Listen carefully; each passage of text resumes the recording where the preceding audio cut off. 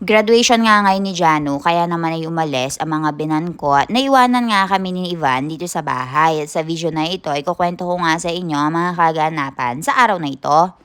Hi guys, good morning. So magang-maga pa yung mga mata ko guys. Maaga tayong nagising ngayon kasi umalis si na mommy, papa, and Janu. Kasi guys, graduation day ni Janu ngayon. Kaya silang tatlo umalis sila, naiwan kami sa bahay ni na Milan and tsaka si Ivan. Kasi si Milan meron siyang trabaho sa farm.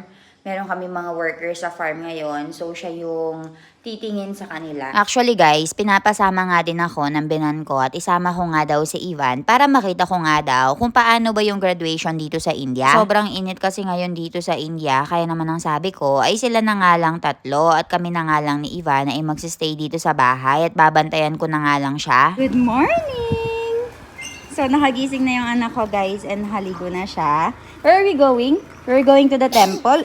Nawan ko na nga ng Cerelac yung anak ko, pinakain, pinaligo. Pagkatapos ay pupunta nga kami sa temple. Usually nga guys, ay araw-araw talaga nagpupunta sa temple ang binan ko. Kaya naman ay sinasama niya nga si Ivan. Pero dahil nga wala siya ngayon, ay ako nga yung naka-duty ngayon. Kaya naman ay naglibot-libot muna kami ng anak ko.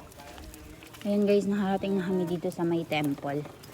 Good morning, Ivan! Dito nga sa area namin guys, ay merong 3 temple. Nililibot nga araw-araw ng binan ko si Ivan dito. Pagkatapos ay pagkarating ay papatulugin ko nga siya. Ivan, jeje karo beta, jeje. Jeje karo. Natapos na kami sa isang temple, pupunta na kami sa pangalawang temple, guys. Pagka-uwi nga namin ay pinatulog ko na nga siya at nagkaroon nga ako ng pagkakataon para maglinis-linis nga dito at nagtatrabaho na rin. Buti na nga lang at meron kaming niluluto ng pagkain dito sa bahay at meron nga din kaming kasama sa bahay na si Sonal Masi, kaya naman ay medyo kaunti na lang yung trabaho ko. Hindi ko na rin kasi pwedeng iwanan mag-isa si Ivan guys, gawa ng nakakagapang na nga siya at umaakyat na nga din ng hagdan. Diba, pre? Very good. Very good. Ay, yabang mo ah. Nakatingin ka pa. Yabang. Mayabang? Yabang. Mayabang? Ivan! Hi!